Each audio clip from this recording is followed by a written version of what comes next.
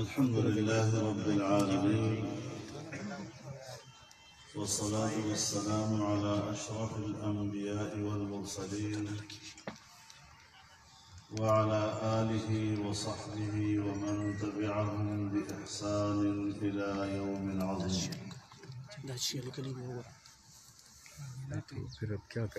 أما بعد فأعوذ بالله من الشيطان الرجيم. بسم الله الرحمن الرحيم.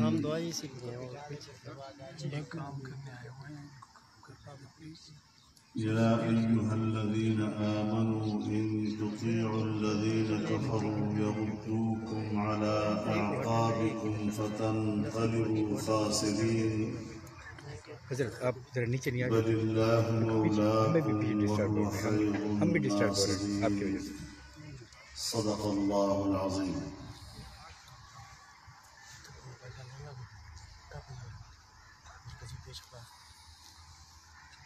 أكابر علماء کرام،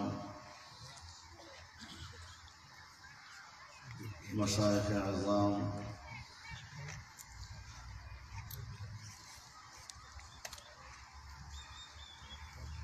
طلباء عزیز، میرے بزرگوں، دوستوں اور بھائیوں،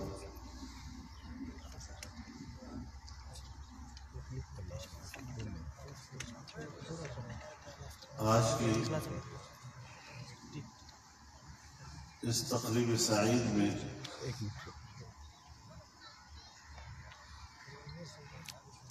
آپ کی تشریف آوری کو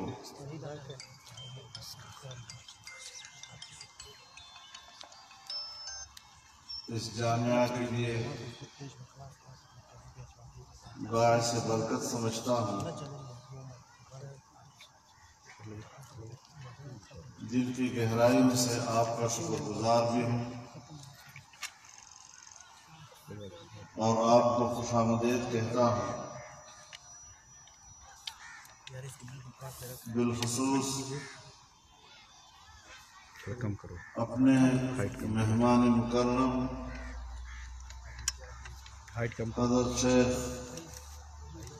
مولانا محمد ادریس صاحب دامت برکاتہم العالیہ کا میں نے ان سے درخواست کی کہ آپ ہمارے جامعہ کے فضلاء کو آخری حدیث پڑھائیں، اور انہوں نے میری دعوت کو قبول کیا. اللہ تعالی قدم قدم ان کو اجر عظیم عطا فرمائے اور ان کی تشریف آوری کو ہماری اس مجلس کے لیے برکت کا باعث بنائے. ہمارے مہربان ہیں، شفقت اور محبت فرماتے ہیں حضرت الحاج عبد المنان صاحب، جو ہیں تو ہمارے کلاچی کے، لیکن کہلائے جاتے ہیں مکے والے. تو 40-45 سال انہوں نے مسجد حرام کی خدمت کی ہے اور ابھی بھی ان کو یہ عظیم نسبت حاصل ہے. آج وہ بھی ہمارے اس اجتماع میں رونق افروز ہیں. تمام علماء کرام جنہوں نے مہربانی کی، محبت کا اظہار کیا اور تشریف لائے، رب العزت قدم قدم ان کو اجر عطا فرمائے.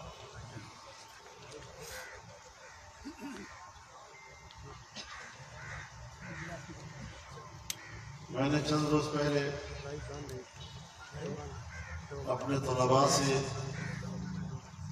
یہ کہا تھا کہ بطور مقدمہ کچھ باتیں میں آپ سے کہوں گا، لیکن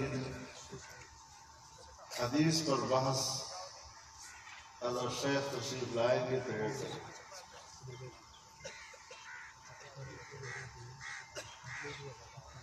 مجھے تو سیاست نے کھینچ لیا، جمعیت کی مصروفیات غالب آ گئیں، ہم نے بھی کوشش کی ہے کہ حضرت شیخ کو مدرسے سے نکال کر جمعیت کے نظام میں مصروف کر دیا، لیکن انہوں نے پکڑا ہی نہیں دیا، واپس مدرسے میں چلے گئے۔ 2002 کے اسمبلی میں ہمارے ممبر صوبائی اسمبلی تھے اور بڑے اچھے پارلیمنٹیرین ہیں، لیکن بس وہ مدرسوں کے درس و تدریس کے مشغلے سے زیادہ وابستہ ہو گئے، لیکن بڑی بالغ نظری رکھتے ہیں سیاسی امور میں بھی، جماعتی امور میں بھی، اور اللہ تعالیٰ نے ان کو یہ مقام عطا کیا ہے کہ وہ مدارس میں بھی اس نہج پر طلباء کی بہترین تربیت کرنے کی صلاحیت رکھتے ہیں۔ میرے محترم دوستو،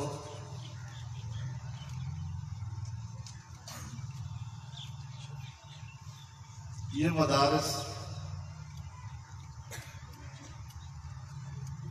اس وقت ہمارے دین کی حفاظت کا ایک ذریعہ ہے،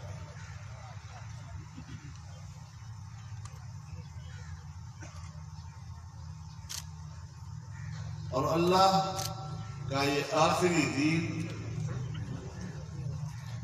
اللہ کی یہ آخری کتاب، اسی کے لیے اللہ نے وعدہ کیا ہے کہ میں خود اس کی حفاظت کروں گا۔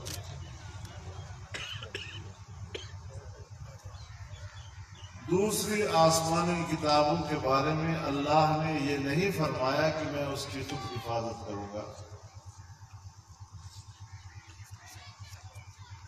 اور چنانچہ آج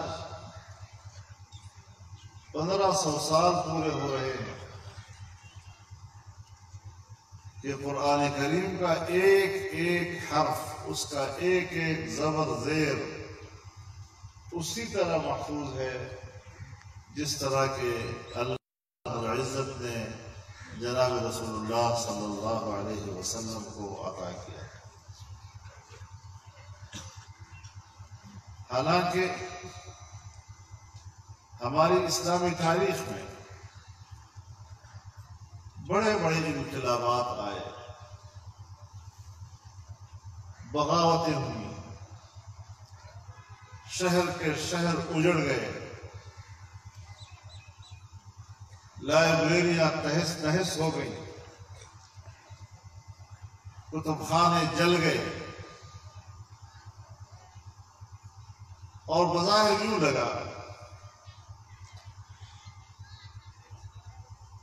کہ دین اسلام کی جو منابع ہیں وہ شاید اب امت کے پاس نہیں رہے، اگلی نسلیں کیا کریں گی؟ لیکن اس تمام تر کشمکش کے باوجود اللہ کی کتاب بھی زندہ ہے، محفوظ ہے، اور جناب رسول اللہ صلی اللہ علیہ وسلم کی تعلیمات احادیث شریفہ کی صورت میں اسی طرح ہے۔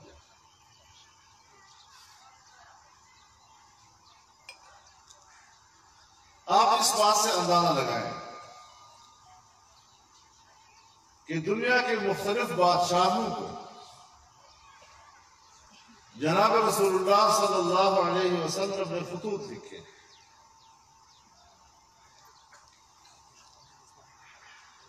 اب ان خطوط کی روایت صحابہ کرام نے بھی کی، حفاظ حدیث نے بھی کی، حدیث کے تمام روات نے جن الفاظ کے ساتھ ان خطوط کی روایت کی ہے، طویل زمانہ گزرنے کے بعد جب کتابی ذخائر میں ان خطوط کا اصل مل گیا، کہیں بادشاہوں کے کتب خانوں میں مل گیا، کبھی کہیں مل گیا، اور اب ان روایتوں کے ساتھ اس کو برابر کیا گیا، ایک لفظ بھی آگے پیچھے نہیں۔ کس طرح حفاظت کی ہے ان لوگوں نے ان احادیث،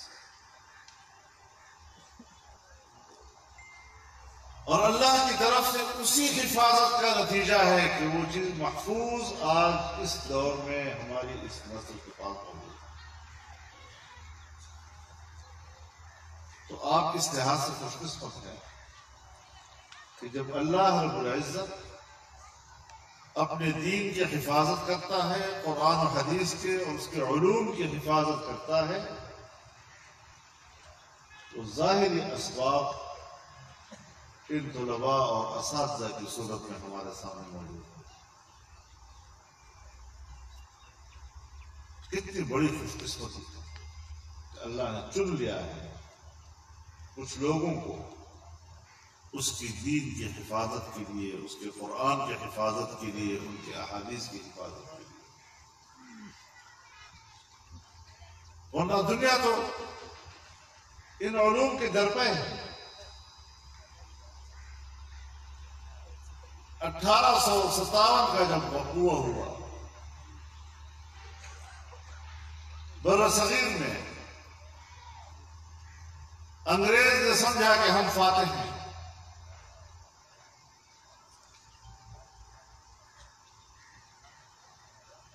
تو انہوں نے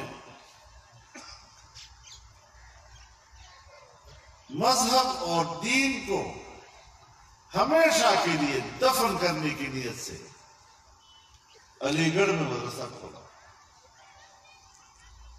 اور اس میں سارے علوم تھے، لیکن نہ قرآن تھا اس میں، نہ حدیث تھی، نہ فقہ تھا، نہ فارسی کے علوم تھے۔ ان کا خیال یہ تھا کہ اگلی نسلوں میں اتنا تو شاید ان کو یاد ہو کہ ہم مسلمان ہیں یا ہمارے آباء و اجداد مسلمان تھے، لیکن اپنے دین کے بارے میں ان کو سرے سے علم نہ ہو کہ دین کیا چیز ہے۔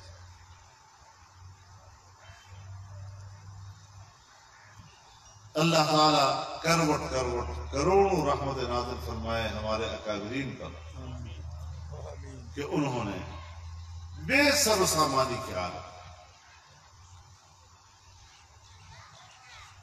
اور اس راستے کے شکستہ پا مسافر کی طرح حوصلہ نہیں آ رہا،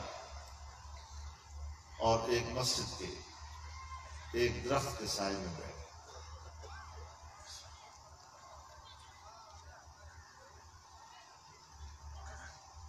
اور پورے بر صغیر میں جو قبولیت ملی ہے انگریز کے دیے ہوئے نصاب تعلیم کو، وہ قبولیت نہیں ملی ہے جو اس دینی مدرسے کو گلی گلی، کوچے کوچے، گاؤں گاؤں، محلے محلے اور مسجد مسجد میں اس کو پذیرائی دی۔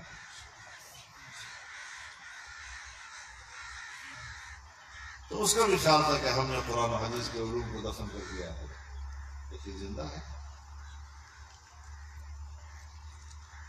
البتہ اتنا ضرور ہے کہ اس وقت کی جو اسٹیبلشمنٹ تھی اور اس وقت کی جو قوت مقتدرہ تھی، اس نے تمام مملکتی ریاستی ذرائع کو استعمال کیا ایک تاثر اٹھانے کی،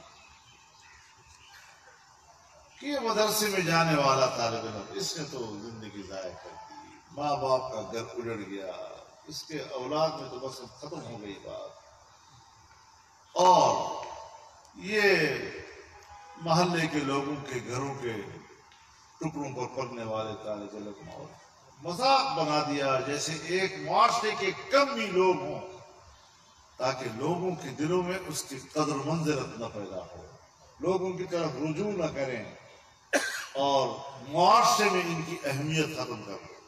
سارے ڈرامے کیے انہوں نے، مولوی کی دوڑ مسجد تک، اور پتہ نہیں کس قسم کے جملے جو ہیں ان کے اوپر پیوست کیے اور اس کو پھر عام کیا باقاعدہ۔ تو ایک تعصب تھا جو اس مدرسے اور مدرسے میں پڑھنے پڑھانے والے کے بارے میں انگریز نے اپنے ریاستی وسائل کے ذریعے سے پیدا کیا۔ اور مجھے افسوس سے کہنا پڑتا ہے کہ پاکستان بن جانے کے بعد بھی ہمارے اس ملک کی اسٹیبلشمنٹ اور اس کی بیوروکریسی نے بھی وہی رویہ برقرار رکھا جو انگریز نے برقرار رکھا۔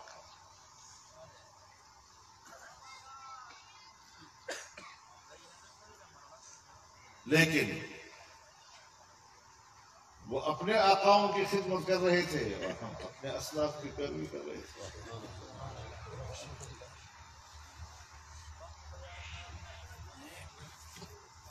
آج امریکہ اور مغرب نے ایک نیا انداز اختیار کر لیا۔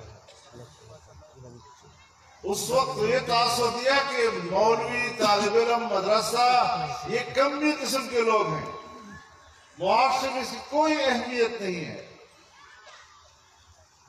آج بین الاقوامی اسٹیبلشمنٹ نے ایک نیا تاثر پیدا کر دیا کہ مدرسے میں پڑھنے اور پڑھانے والا بڑا خطرناک ہے، دہشت گرد ہے، لوگوں کی گردنیں کاٹنے والا ہے، خوفناک ہے، تاکہ معاشرے کو اس کا خوف دلا کر اس سے لا تعلق کر دے۔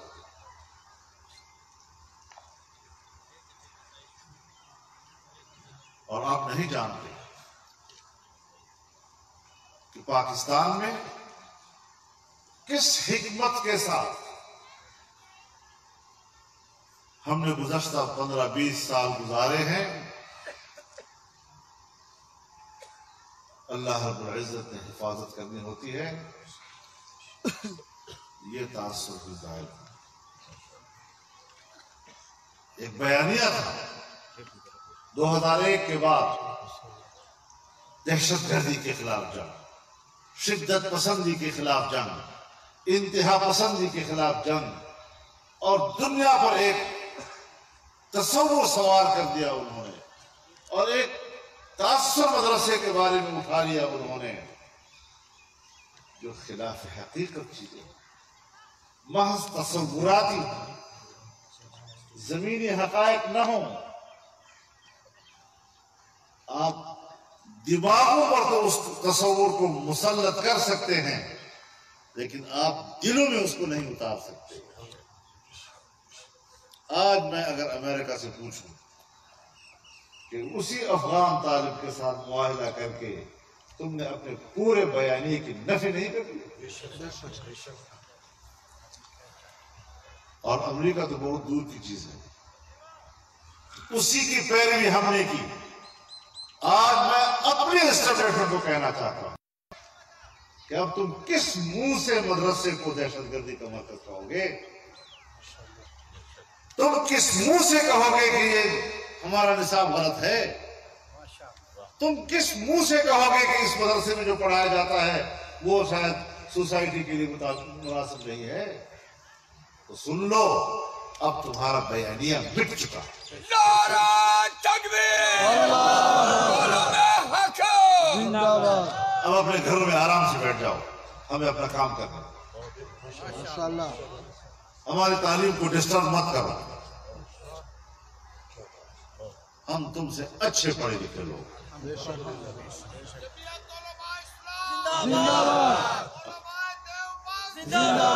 اب یہ تو نہیں ہو سکتا کہ ایک شخص ڈاکٹر ہے اور ڈاکٹر سے آپ کسی انجینئرنگ کے بارے میں سوال کر لیں، یا کسی زراعت اور ایگریکلچر کے بارے میں اس سے سوال کرے تو ڈاکٹر آپ کو اس کا کیا جواب دے گا؟ تو جب وہ جواب نہیں دے سکتا تو ہم کو پڑھ کہیں گے؟ یا انجینئر سے آپ بات کریں اور آپ کہیں کہ جی فلانا مریض اور فلانی دوا کیسی ہے اور وہ آپ کو جواب نہ دے سکتے تو پھر آپ اس کو پڑھ کہیں گے؟ نہیں۔ تو یہاں پر بھی یہی سوچ ہے کہ یہاں قرآن حدیث کے عالم ہیں، یہاں اس حوالے سے بات کرو پھر دیکھیں کہ ہم آپ کو جواب دے سکتے ہیں۔ ہماری نوکری کی فکر مت کرو، تم اپنے کالجز اور یونیورسٹی کو فضلاء کو نوکریاں نہیں دے سکتے۔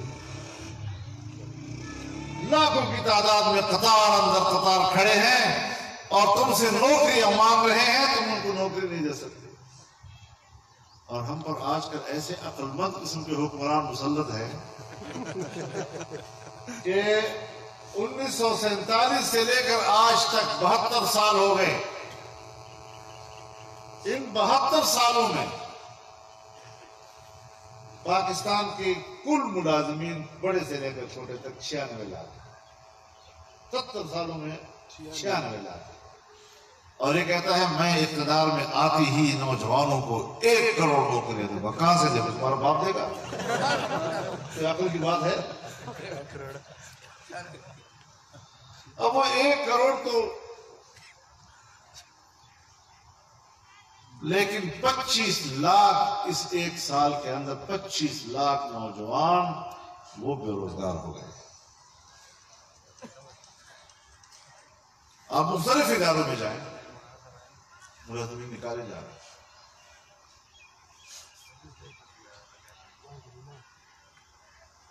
کارخانہ لوگ بند کر رہے ہیں، پیسہ باہر بھیج رہے ہیں،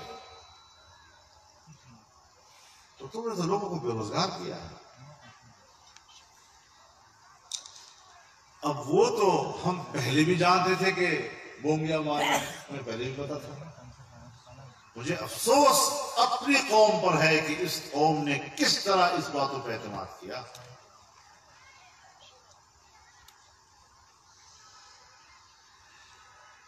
تو یہ ایک سلسلہ ہے جو چل رہا ہے، اور جن حالات سے ہم گزر رہے ہیں ان حالات میں جمعیت علماء اسلام بھرپور استقامت کا مظاہرہ کر رہا ہے۔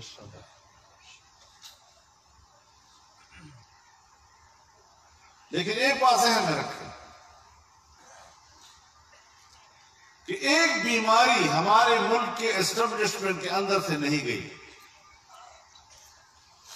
اور وہ ہے لڑاؤ اور حکومت کرنا، قوم کو تقسیم کرنا، جماعتوں کو تقسیم کرنا،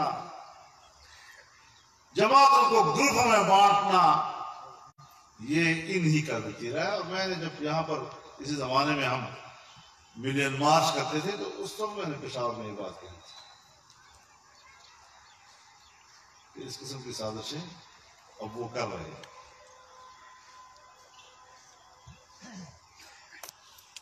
لیکن انشاءاللہ العزیز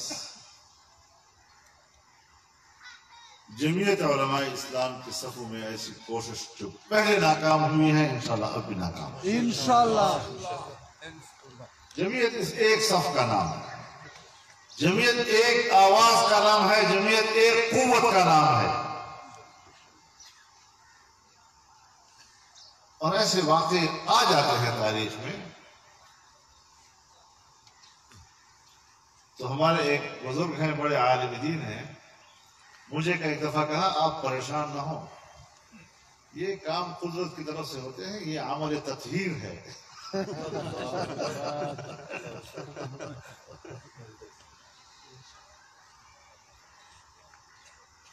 الحمدللہ آج جمعیت علماء اسلام پاکستان کی ایک طاقتور سیاسی قوت ہے۔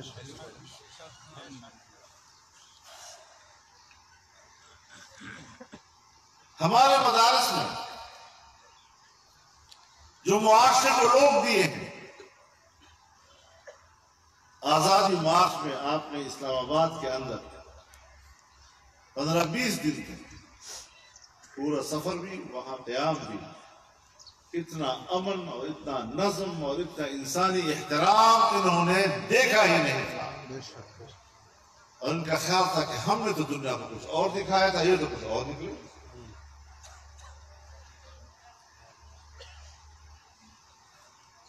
تو ان کا سارا بیانیہ ناکام ہو،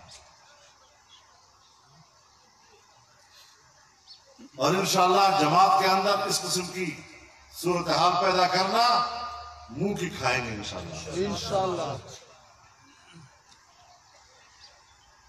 اس صورتحال کے بارے میں بھی جماعت الحمدللہ ایک صف ہے، ایک قوت ہے، ایک آواز ہے، اور پوری قوم کی آواز بنی ہے۔ ہر شخص اپنی سیاسی بقا کے لیے یہ ضروری سمجھ رہا تھا کہ وہ آپ کے کنٹینر پہ آگے کھڑا ہے، اور انشاءاللہ العزیز یہ سفر ہمارا جاری ہے، اس میں تزلزل نہیں آیا، باہمی اعتماد برقرار ہے، اور یہ اعتماد انشاءاللہ آگے بڑھے گا۔ بڑے مشکل دور سے ہم گزر رہے ہیں، اس میں کوئی شک نہیں، لیکن ہم نے بڑے سوچ سمجھ کر قدم اٹھانا، اور آپ تو علماء کرام ہیں، الحمدللہ اللہ تعالیٰ آپ کے علم کو قبول فرمائے۔ ہمارے استاد ہمیں بتاتے ہیں کہ ایک ہے علم، علم تو اشیاء پر نفس ادراک کا نام، ایک مسئلہ آپ کو معلوم ہو گیا، بس یہ علم ہے، لیکن اس علم کے پیچھے جو اس مسئلے کے پیچھے جو علت ہے، جب وہ علت معلوم ہو جائے تو یہ فقہ ہے، اور پھر جب آپ کو مسئلہ بھی معلوم ہو، مسئلے کے پیچھے اس کی علت بھی معلوم ہو جائے، پھر اس کو لوگوں کے سامنے لانا، بیان کرنا، کتنا بیان کرنا ہے، کون سی بات کہنی ہے، کون سی نہیں کہنی، کس سے کہنی ہے تو کیسے کہنی ہے، دوسرے سے کہنی ہے تو کیسے کہنی ہے، اس کو کہتے ہیں حکمت۔ تو علم بھی آ جائے، فقہ بھی آ جائے، اور حکمت سے بھی آگاہ ہو جائیں، تب آپ کہلائیں گے عالم ربانی۔ رب العزت ہمارے ان جہود کو، ہماری ان کوششوں کو برابر ثابت فرمائے، اور اس سفر کو اللہ رب العزت ہمیشہ ہمیشہ جاری و ساری رکھے، اور اپنی منزل تک اللہ تعالی ہمیں کامیابی کے ساتھ پہنچائے۔ بہرحال جد و جہد ہماری ذمہ داری ہے، نتیجہ اللہ کے ہاتھ میں، اس پہ پریشان ہونے کی ضرورت نہیں ہے کہ ہم نے اتنا کچھ کیا اور ہاتھ کچھ نہیں آیا، تو یہ نتائج اللہ کے ہاتھ میں، وہ کب آپ کو نتیجہ مہیا کرتا ہے، کب نہیں کرتا، یہ اس کی مرضی، لیکن اپنی استطاعت کے دائرے میں رہتے ہوئے محنت اور جدوجہد کرنا، یہ ہماری ذمہ داری ہے۔ نتیجہ اگر نہیں ہاتھ آیا، قیامت کے دن آپ سے یہ نہیں پوچھا جائے گا، لیکن باطل کے مقابلے میں آپ نے آواز بلند کی یا نہیں، یہ تو پوچھا جائے گا۔ تو رب العزت ہمیں اس حق جماعت کے ساتھ وابستہ رہنے کی توفیق عطا فرمائے، اور استقامت نصیب فرمائے، اور باہمی اعتماد اللہ ہمارے سفر کو نصیب فرمائے۔ میں ایک بار پھر حضرت شیخ کا استقبال کرتا ہوں، انہیں خوش آمدید کہتا ہوں، اور ان سے درخواست کرتا ہوں کہ وہ ہمارے طلباء کو صحیح بخاری کی آخری حدیث کا درس دیں۔ وآخر دعوانا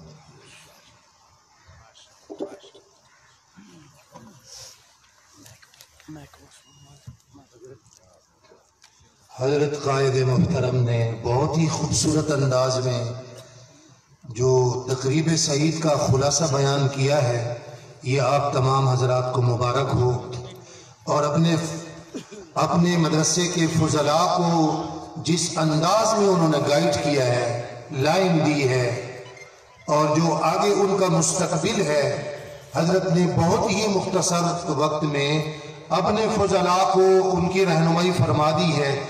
اللہ پاک ان کی عمر دراز فرمائے، اور اس وقت میں جو دعوت سخن دینے چلا ہوں بہت ہی اپنے معزز ذی وقار مہمان اور اس تقریب سعید کے روح روان شیخ وقت محدث کبیر محقق جلیل